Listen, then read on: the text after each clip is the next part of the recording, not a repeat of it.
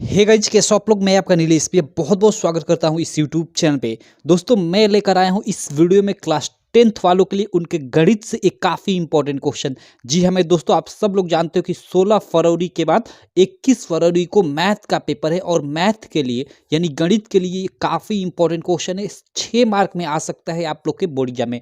काफ़ी ये selected question है, इसलिए मैं आपको बता रहा हूँ। वेरी वेरी इंपॉर्टेंट है, आप जितना इसको इंपॉर्टेंट बोल ले।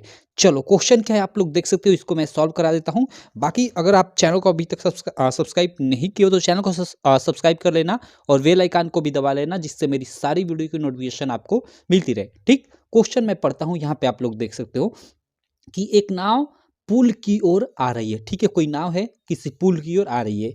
किसी क्षण पुल का उन्नयन कोण 30 अंश देखा गया। ठीक है, देखो ध्यान देना कि किसी क्षण पुल का उन्नयन कोण 30 अंश देखा गया। इसका मतलब क्या है मैं अभी बताऊंगा। नाव के उसी चाल से 4 मिनट चलने के पश्चात पुल का उन्नयन कोण 60 अंश हो गया। नाव को पुल तक पहुंचने में कितना समय लगेगा। ठीक, देखो यहाँ पे इस फिगर के माध्यम से मैं समझाता हूँ। इसमें आप लोग फिगर समझ गए, क्वेश्चन हो गया। ये त्रिकोणमिति के ऊंचाई, हाइट और डिस्टेंस वाले मतलब क्वेश्चन में तो यही होता है कि अगर आप फिगर समझ गए तो क्वेश्चन आसान होता है, कोई दिक्कत नहीं होती सॉल्व करने में। तो यहाँ चलो इसको समझा देता हूँ। देखो, मान लो यहाँ पे ये एक पुल है, एडी मान लो एक पुल है जिसकी हाइट h है। ठीक, मैंने यहाँ पे दर्शा भी दिया कि एक पुल है।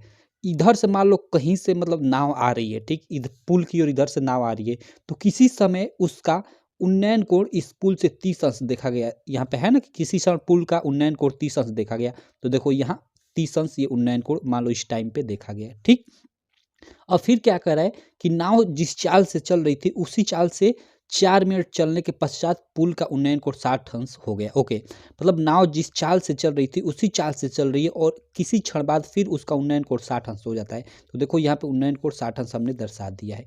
ठीक, अब कह रहा है कि नाव को पुल तक पहुंचने में कितना समय लगेगा, यानी यहाँ से और यहाँ तक पहुंचने में कितना समय लगेगा, यहाँ हमें ये बताना है। एक बार और देखो यहाँ पे कि एक नाव पुल की ओर आ रही है। ठीक है, इधर नाव को ये पुल की ओर आ रही है।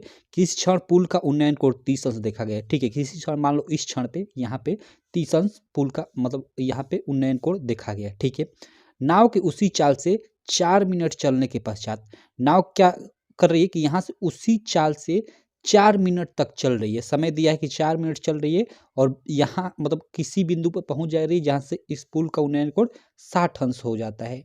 तो नाव को इस पुल तक पहुंचने में और कितना समय लगेगा, मतलब यहाँ से यहाँ तक तो आने में हमें 4 मिनट लग गया। ठीक है, अब यहाँ से यहाँ तक आने में कितना समय लगेगा वह वही हमें टाइम पूछ रहा है। ठीक है, तो चलो इसको कैसे करेंगे। तो सबसे पहले तो हम नाव की चाल मान लेंगे कि माना कि नाव की चाल x मीटर प्रति मिनट है। चूंकि मिनट हमने इसलिए माना क्योंकि यहाँ 4 मिनट दिया हुआ था, इसलिए हम लोग मिनट मान रहे हैं। ठीक, अब देखो हम नाव की चाल x मीटर प्रति मिनट मान लिए। तो यहाँ आप ध्यान देना, हमें दिया है कि b से c तक पहुँचने में उसको 4 मिनट लगता है। यहाँ पे क्वेश्चन में दिया है कि नाव के उसी चाल से 4 मिनट चलने के पश्चात पुल का उन्नयन कोण 60 अंश हो जाता है। मतलब यहाँ से यहाँ तक चलने में मतलब यहाँ आने के बाद 60 अंश हो जाता है, यानी यहाँ से यहाँ तक आने में 4 मिनट का समय लगता है। तो हमने नाव की चाल x मीटर प्रति मिनट मान लिया। तो लिखेंगे कि इसलिए दूरी BC बराबर, ठीक है, ये दूरी BC बराबर क्या हो जाएगी, हमें समय दिया है हमने चाल मान लिया।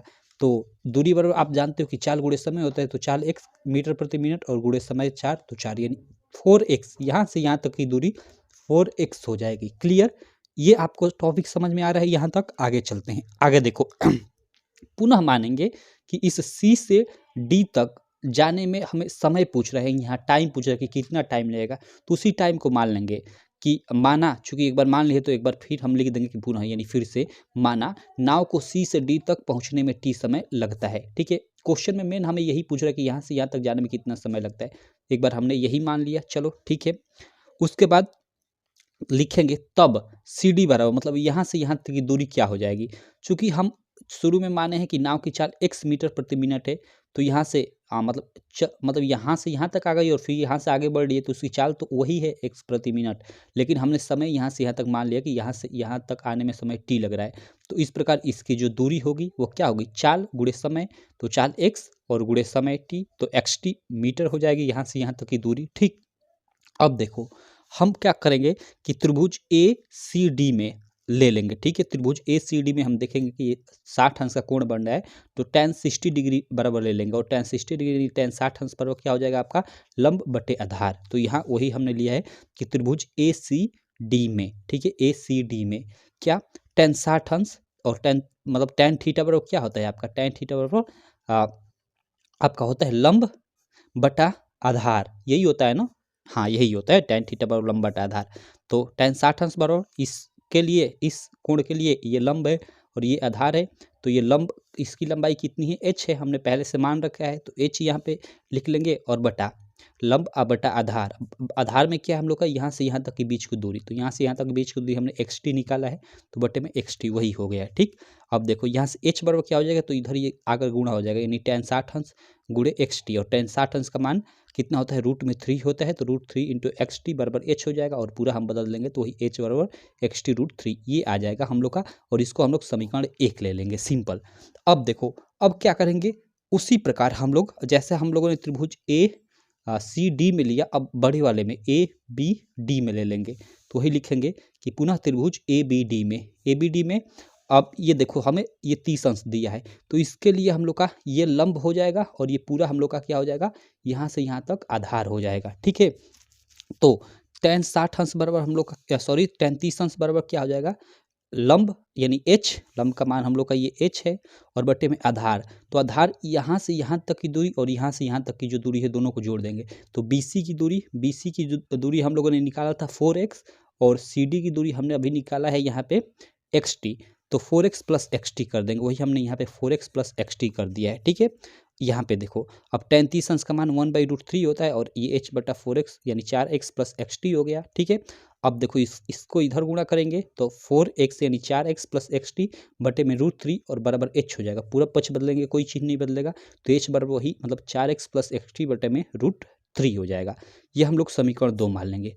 यहाँ देखो हमने h का मान निकाला इतना, और यहाँ भी h का मान निकला इतना, इधर h इधर भी h, इसका मतलब हम इन दोनों को भी बराबर कर सकते हैं। ठीक है, इन दोनों को भी आपस में बराबर कर सकते हैं, क्योंकि इधर वाला पक्ष बराबर है, तो ये हमने लिखा है कि समीकरण 1 तथा समीकरण 2 से, समीकरण 1 और समीकरण 2 से हमने, चूंकि इसका है ये दोनों बायां पक्ष बराबर है, इसलिए इसका मतलब ये दायां वाला पक्ष भी बराबर होगा। ठीक, तो हमने xt इंटू √3 बराबर 4x प्लस xt बटे में √3 दोनों पक्ष हमने बराबर कर लिया है। अब इसको हम लोग सॉल्व करेंगे, और सॉल्व कर कर t का हम लोग मान ज्ञात कर लेंगे। कैसे ज्ञात करेंगे, चलो करते हैं।